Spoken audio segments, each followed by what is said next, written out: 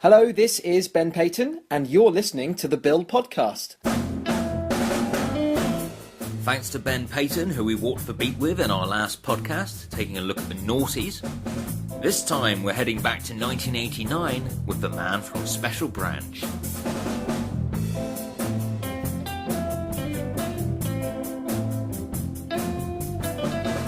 He's an acclaimed actor, a best-selling author, and he's got some fantastic memories from starring in 2 series of The Bill.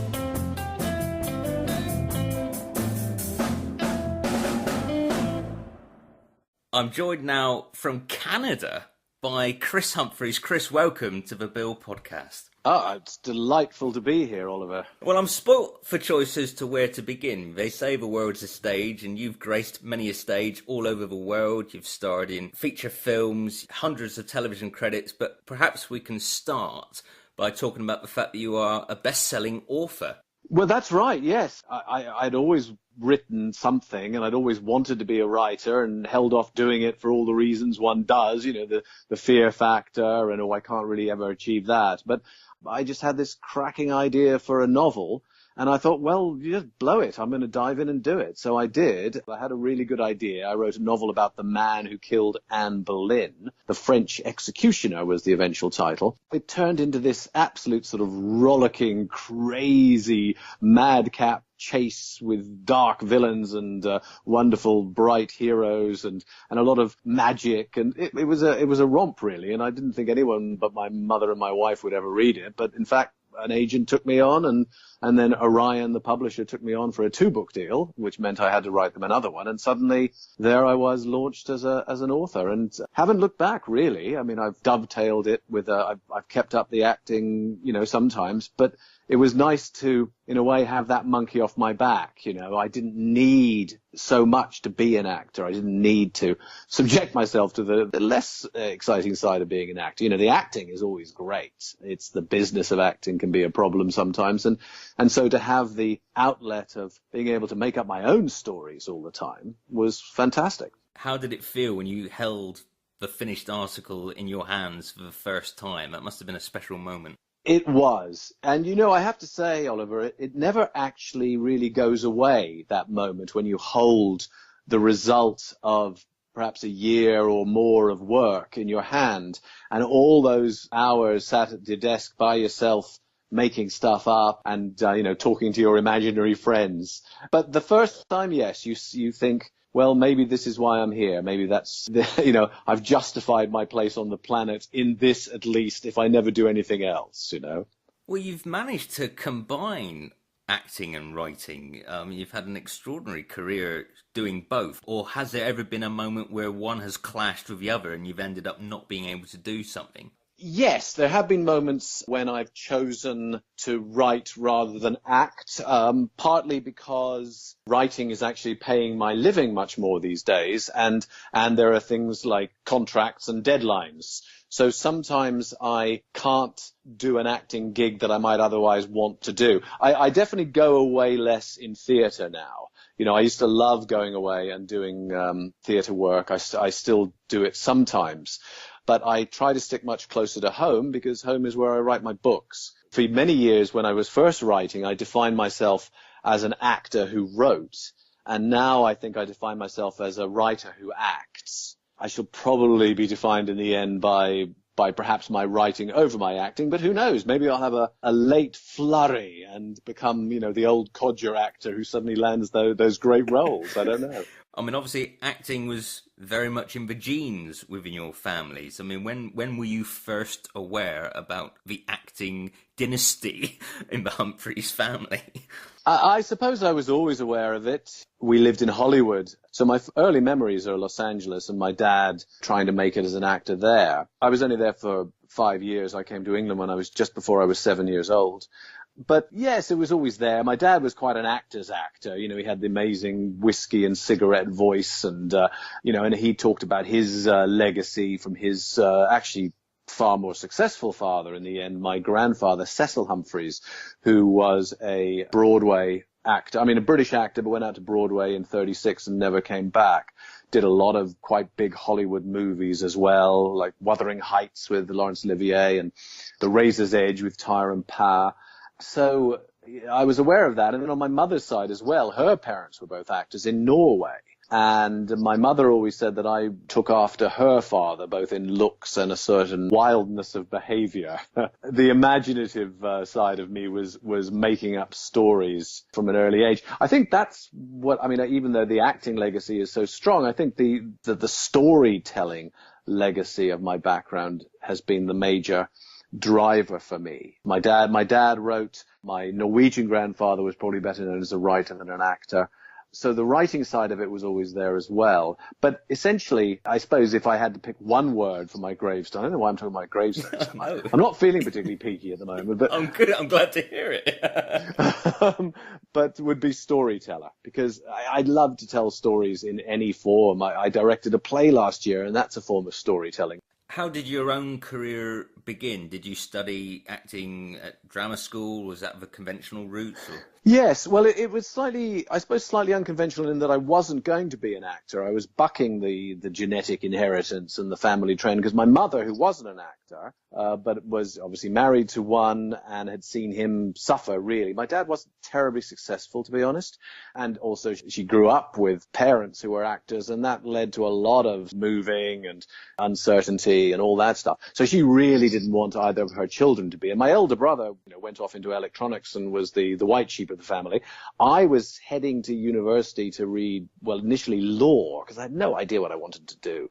And then, of course, I got cast in the lead in the school play. And then all the blood inheritance kicked in. It was Edward Albee's The Zoo Story. It's an amazing one-act play. And that was it. I was hooked. So university went on the back burner, and I decided to go to drama school. So I took a year off first and somehow survived it, because I spent that year as a motorcycle messenger in London, which was madness, but of course has paid dividends now, because I write so much about London now, historical London, that I know it so well. But then I went to the Guildhall School of Music and Drama for 3 years. A lot of actors who join the bill as a regular, it's their first big breakthrough part, whereas you're actually joining with after like a decade in television already under your belt, and a very successful hit with AD, Anno Domini. Yes, that was the one that took me away to Hollywood for the best part of 3 years, which is a place I'd always wanted to return to, as having loved it as a child.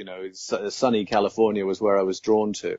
I'd sort of gone back into English regional theatre, and I was down at Exeter doing Barefoot in the Park at the Northcott when I got the call to go up and audition for a smallish ensemble role, actually. They were putting an ensemble together for this biblical Roman epic shooting in Tunisia.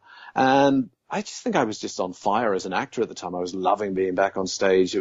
When I met the director, he just took one look at me and said, "Yeah, I'm going to screen test you for Caleb." And I thought, Caleb, he mentioned him. He's the Jewish gladiator. I thought, I'm pretty Norwegian, Northern European, and I thought, well, okay, humor the guy, took the script, we did a screen test, and they cast me. So I went to Tunisia for 10 months for someone who loved history like I did. It was amazing. And also one of the very few skills I do possess is a sort of ability with weaponry. I essentially became an actor so I could leap around with bladed weaponry. So casting me as a gladiator was great, and I got to, fight in a coliseum down there, and, I was a net and trident man. But it was a great part as well. It wasn't just all physical. I aged from 18 to 60 in it.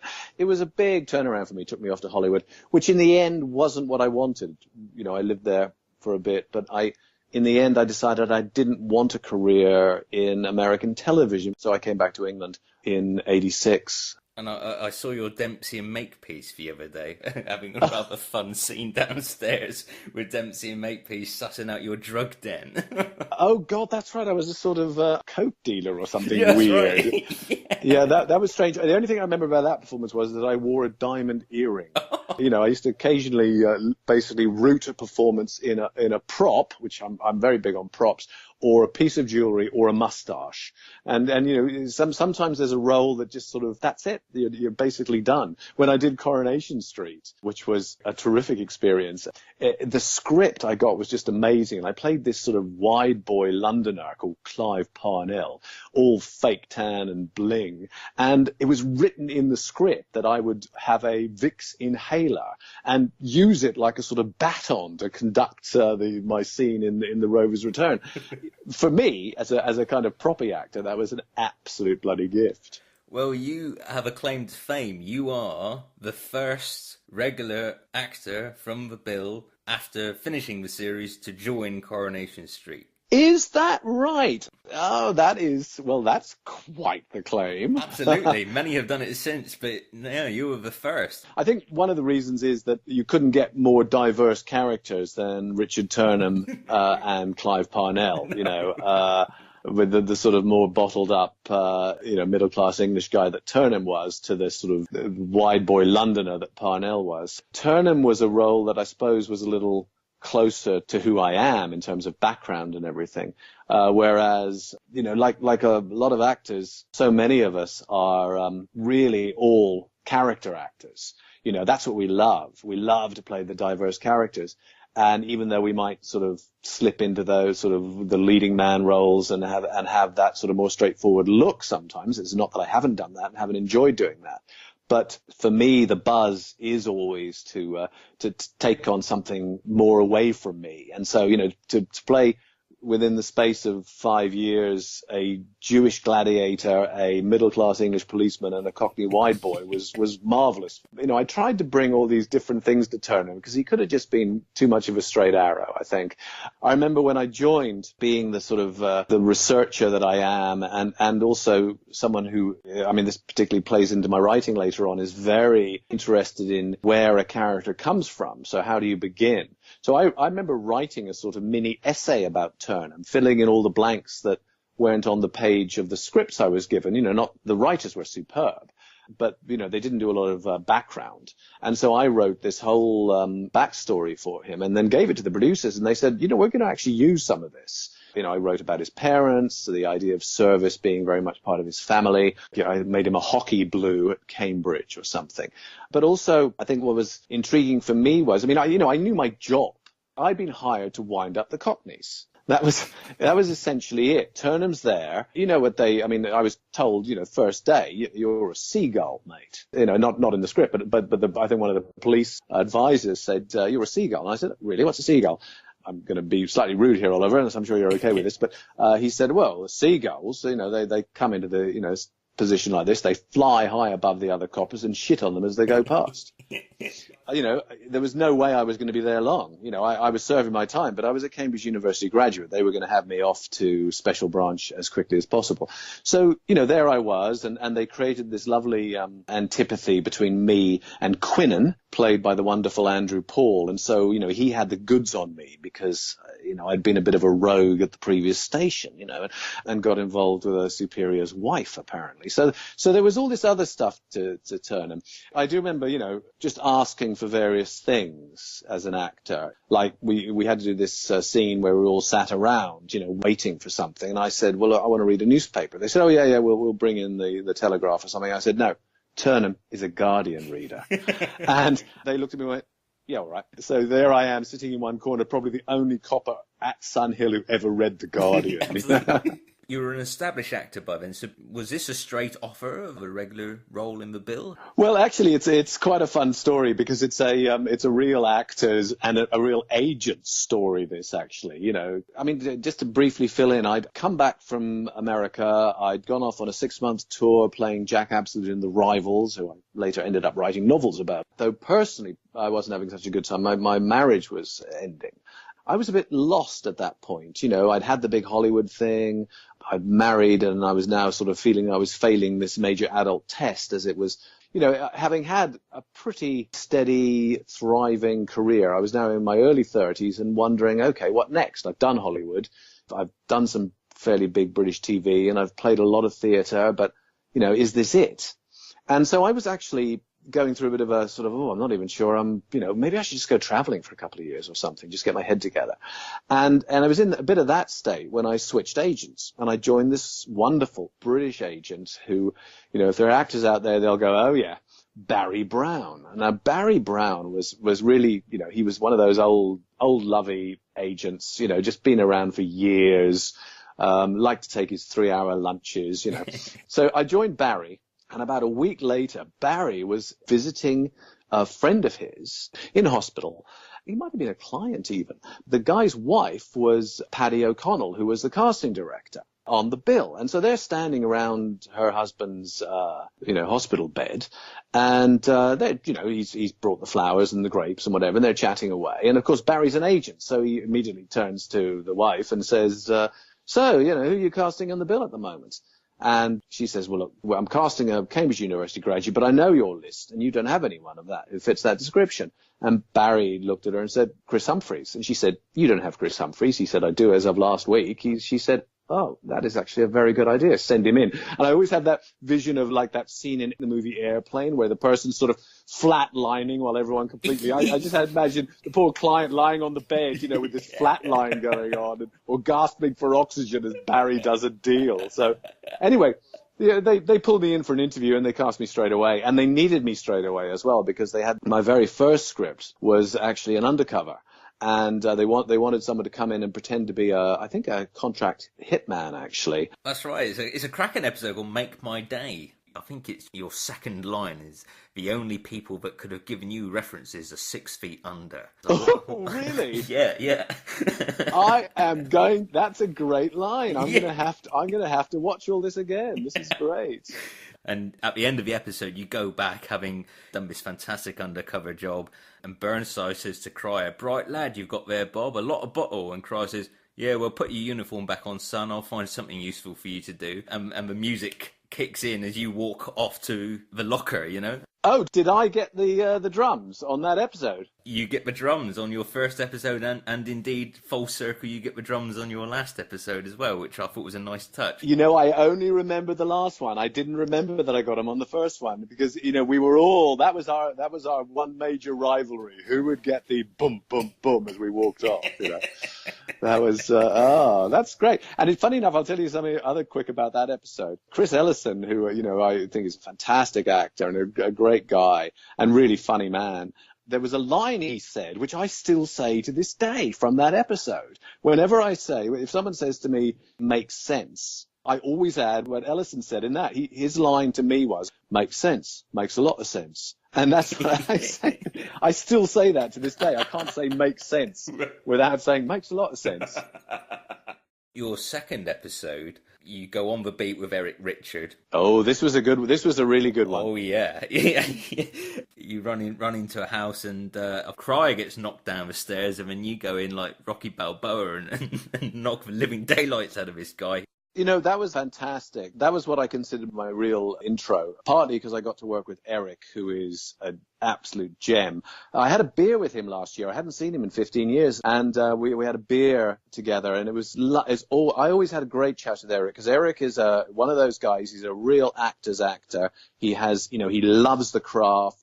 We would talk theatre all the time. But in terms of character, that was fascinating because it was the first chance to show what Turnham also had, which he had a slight sort of psychopathic streak in him, He liked to get stuck in. That's the day he really blows it. And of course, Cryer gets beaten up because of Turnham's over-exuberance and desire to have a go.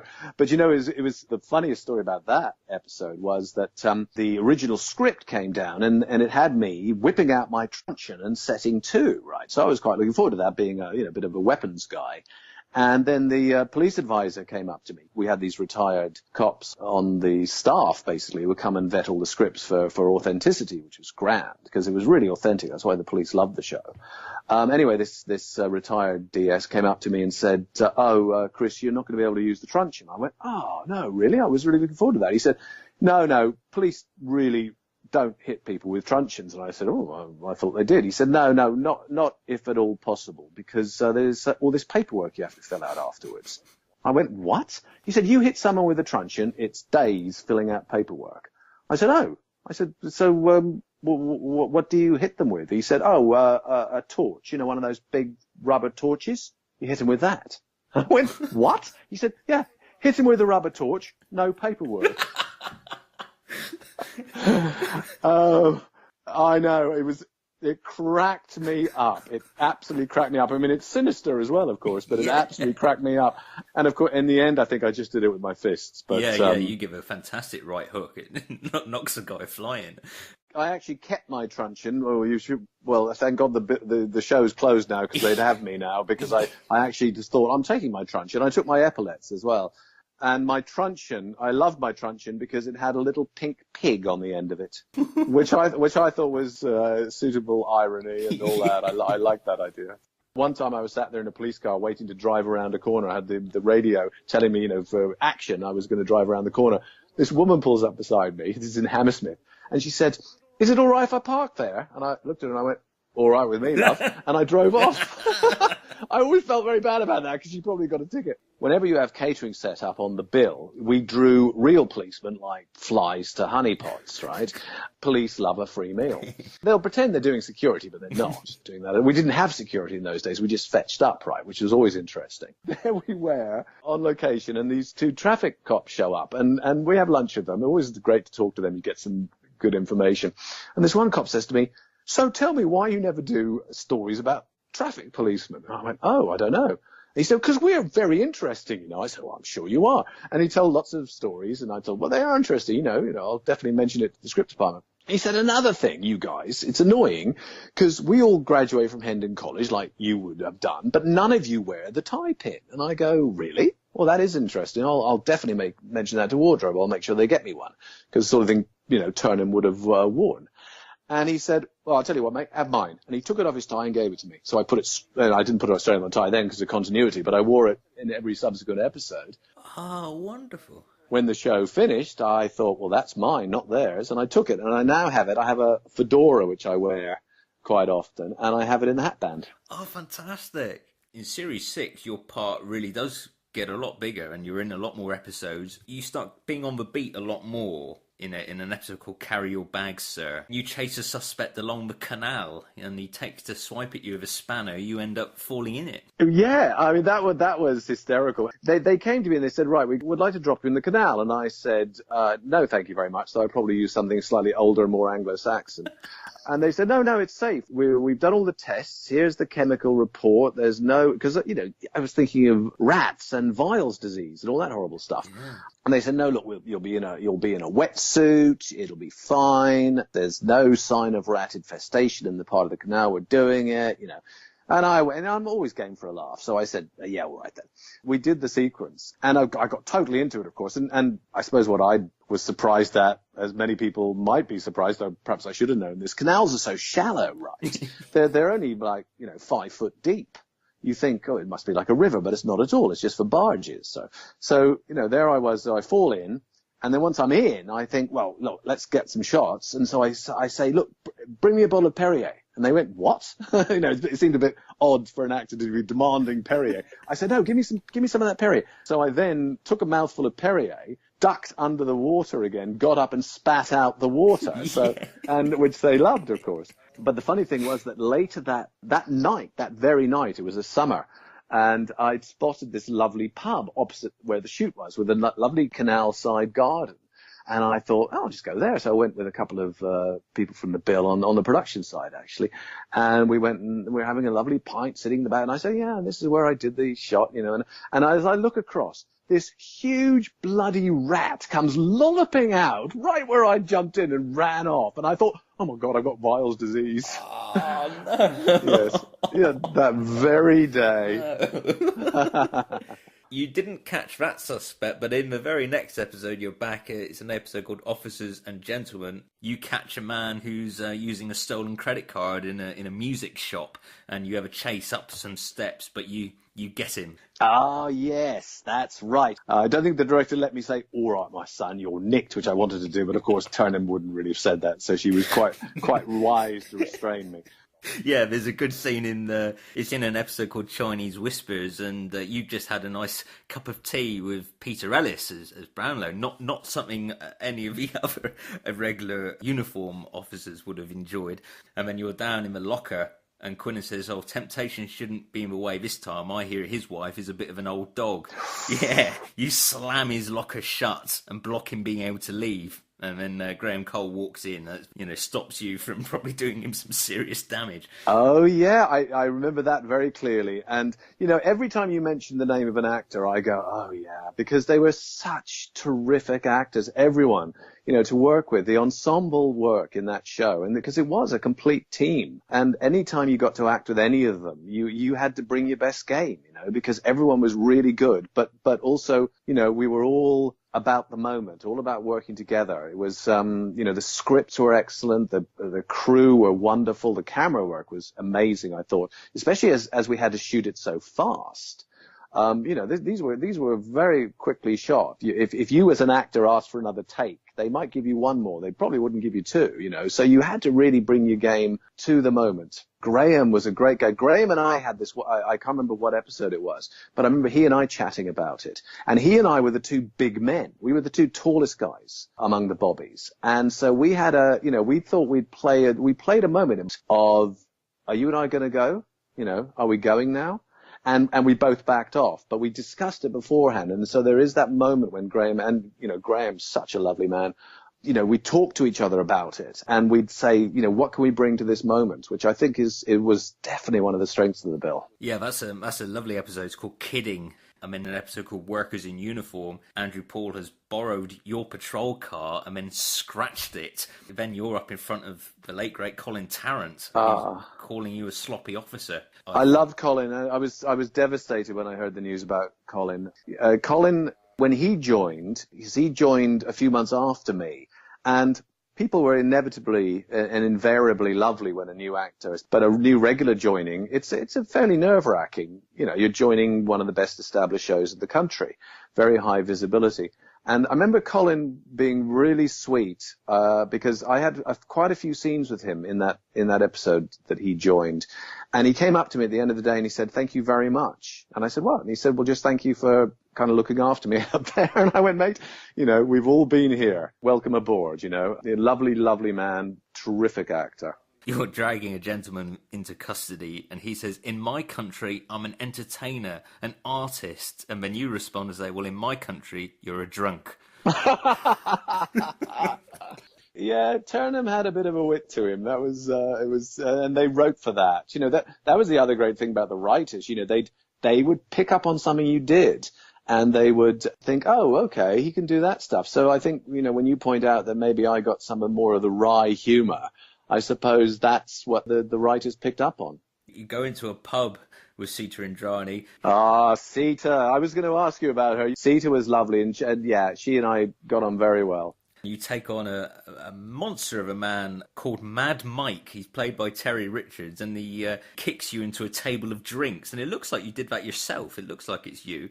Yes, I'm pretty sure that was me. I mean, we had great stunt guys, obviously, and they wouldn't risk us on anything too serious. But something like that, I'd done a lot of stage fighting, and I could definitely get away with that. So I'm sure I did do that. And Terry Richards, yes, I remember him. He was enormous. Yeah.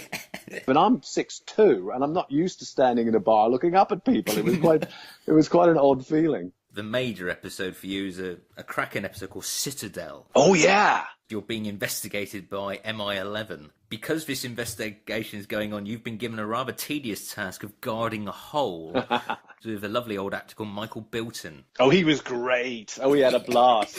He keeps going. And I do remember one of my lines. I had to take this deep sigh and look at him and go, "Not busy yourself today, sir?" That's exactly right. And that was a great, because that was basically, it wasn't my final episode, was it? But it was my penultimate episode, because this is the one where I'm being interviewed. Christopher Godwin, another excellent actor, and he came in to interview me about, am I fit to go to Special Branch, given that I've donated money to the IRA, it seemed, and also had an affair with the former chief superintendent's wife at the previous station. So, which is what Quinnan had been alluding to all the time. So I do remember that episode. That was a lovely one to when I knew my time was up, obviously, on the bill, but it was, as you say, a lot of actors just didn't get the exit story, and to know that they were doing that for me was definitely a privilege. To be honest, I was originally told I was going to be on it for 3 months.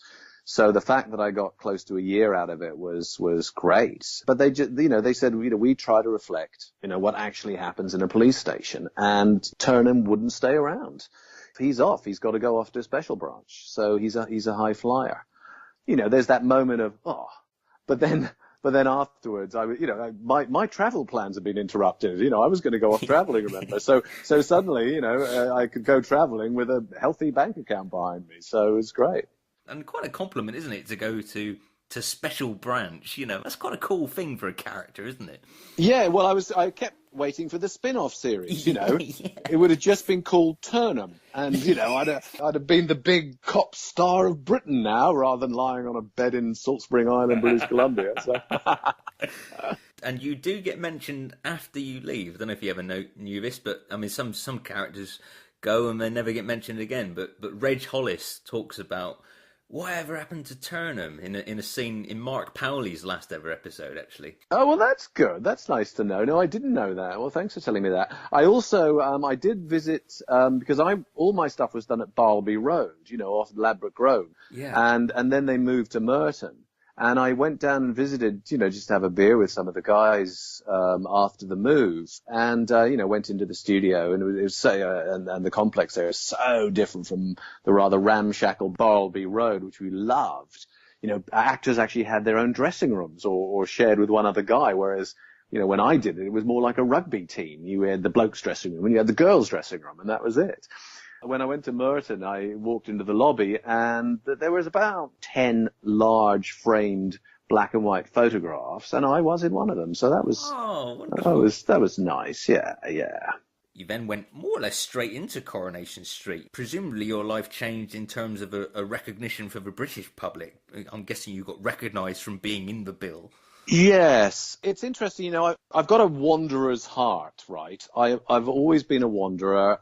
This comes from my family moving around so much, I suppose, and I find it hard to stay put. At that time, I was really sort of seeking to go other places, and so after Corrie, I thought I'll just go and visit Vancouver for a summer. Hang out on the beaches and stuff. And then ended up getting cast in A Midsummer Night's Dream in a Shakespeare festival and stayed 5 years before I went back to England. So I think my problem sometimes as an actor has been that I haven't recognized when there might be a bit of wind in my sails and I should probably stay put. And I don't regret any of this, by the way, because all the choices have led to me, being a writer and all that sort of stuff.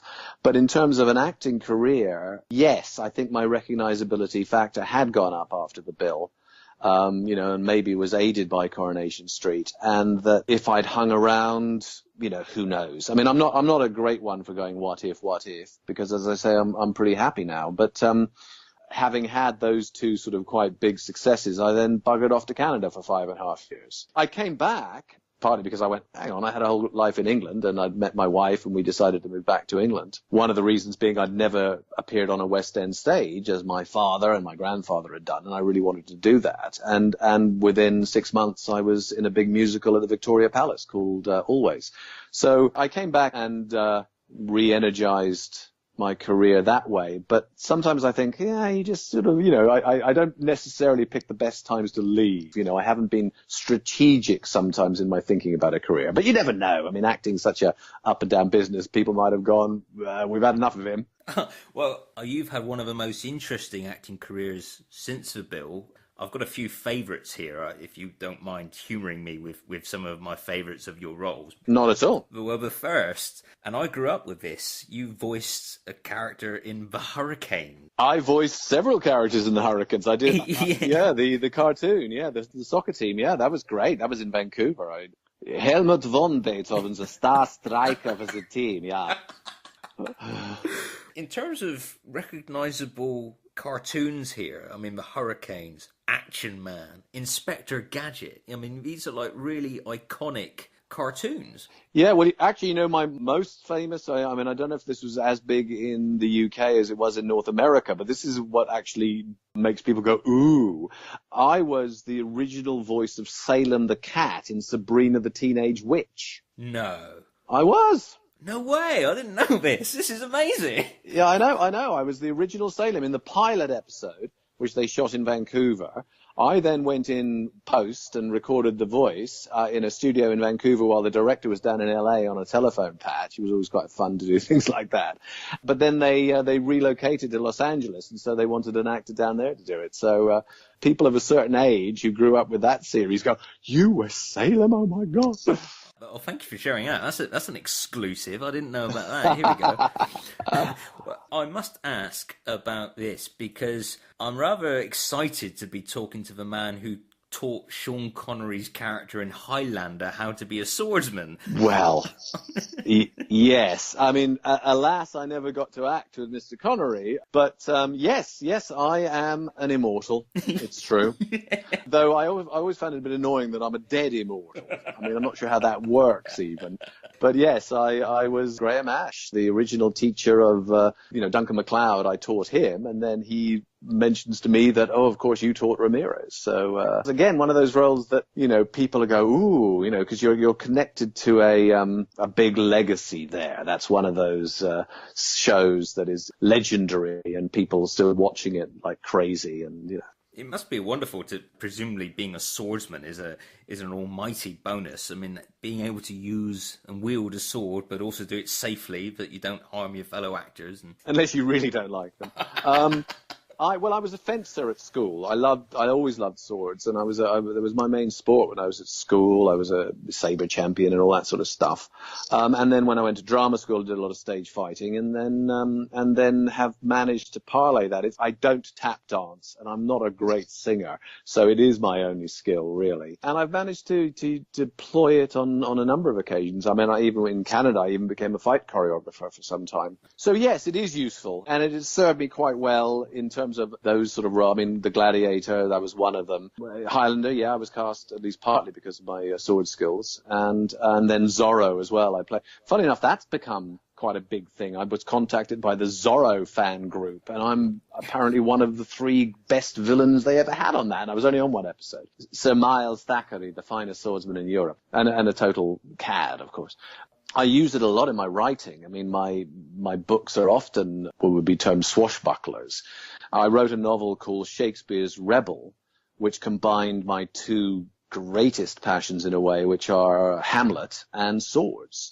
And I wrote a novel about William Shakespeare's fight choreographer at the time that Shakespeare was writing Hamlet. And he's also his oldest friend, and he's an actor, and he's a drunk. And it's an examination of that world and the world of the globe, the world of theatre.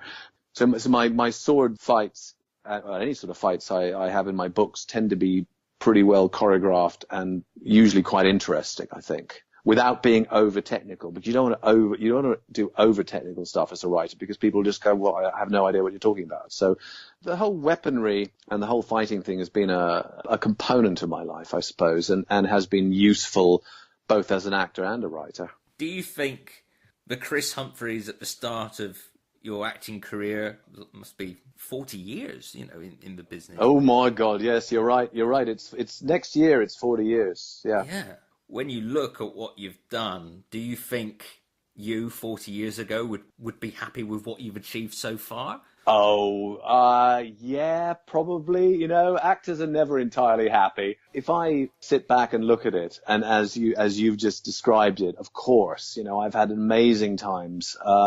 I've traveled the world. I've played some great parts. I got to play Hamlet, for God's sake, on stage, which was always the dream. No, I mean, absolutely. If I was looking ahead from the business back then, I'm sure I'd have been pretty pleased. There's gaps. I got sucked into, and I didn't mind this at all because I've had some great adventures on it, but I did get sucked into the whole TV world quite early on. And I think if I could go back, I might try to balance it out a bit more with a little more theatre. I've done quite a lot of theatre, but I think I set out to be a sort of classical actor, and I've done less. I've done maybe 5 Shakespeares over my life, and so maybe there would have been a bit of a balance back that way. But really, to be honest, I cannot complain. I mean, look what I've had the most amazing career. I've had the privilege to work with some of the best actors on the planet, and some of the unsung ones as well. To be able to do scenes with those actors on the bill, that crack ensemble.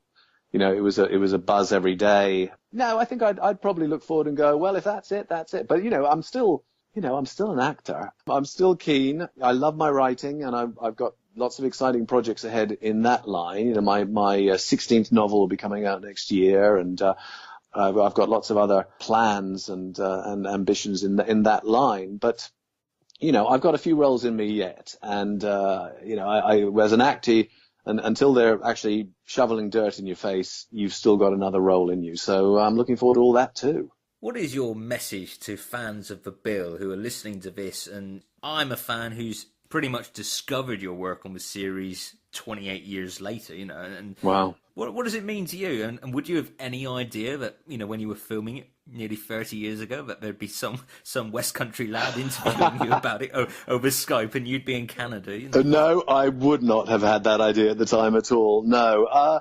It's interesting. I mean, most actors don't spend a lot of time worrying about legacy. They're too concerned about the next gig, and it's always interesting as well that you finish a job and you move on and you think, I remember the first job I had, I thought, well, I'm going to stay friends with these people forever. And of course I've hardly seen any of them ever since.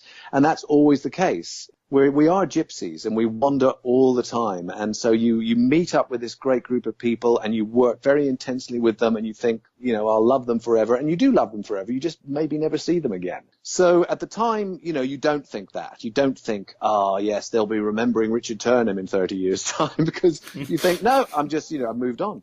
It's lovely to know. It's lovely to know that people are still out there enjoying your work. Of course, you do hope, when you lay anything down on film, that it will stand the test of time. I think The Bill does. I think it's not one of those shows that's going to date particularly.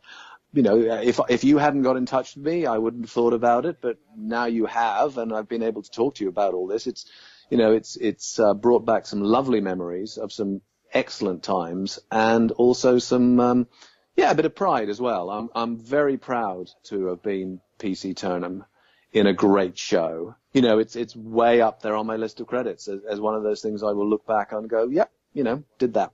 Well, I'm sure everyone listening to this will be as grateful as I am that you've given your time for free. And if there is there a charity you support, but if listeners want to donate a couple of quid to?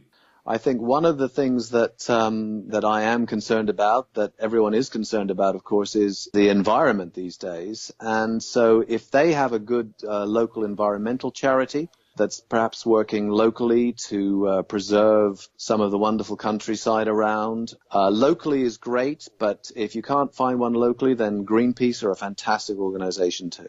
I'm glad you feel proud of your time on The Bill. You certainly wore the uniform with pride. You looked the part. You gave a fantastic performance. And I'm really chuffed to have been talking to you and celebrating your life and career so far. I'm sure there's plenty of gold dust. And I'm going to be enjoying reading the rest of The French Executioner and then dipping into the rest of your novels.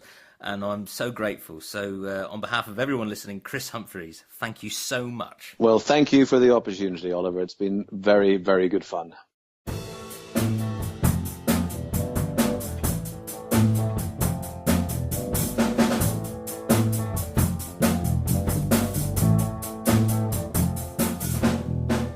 My huge thanks to Chris Humphreys for giving his time and sharing his brilliant memories of The Bill. I thoroughly enjoyed researching Chris's career.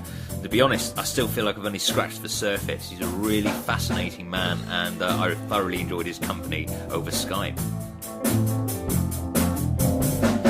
As an author, Chris writes as C.C. Humphreys. Perhaps you'll all join me in starting a collection of his very exciting novels. I bought mine brand new from Amazon. They're also available from Waterstones, and you can read about them all on Chris's website at cchumphreys.com, and you can get in touch with the great man on Twitter at HumphreysCC.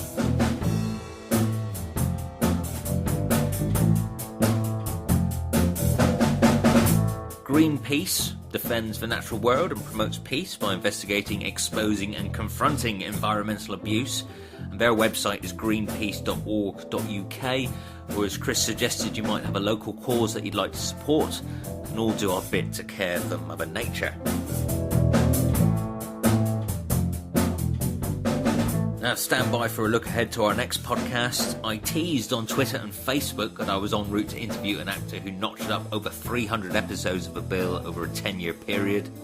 I received quite a flurry of accurate guesses and spent a very enjoyable afternoon in the fine company of the one and only Mr. Andrew McIntosh. Next time on the Bill Podcast. In fact, the Bill was fairly pioneering in using handheld cameras, predominantly. Even interiors were largely handheld. Sometimes they'd be on tripods, but very rarely on rails or anything like that.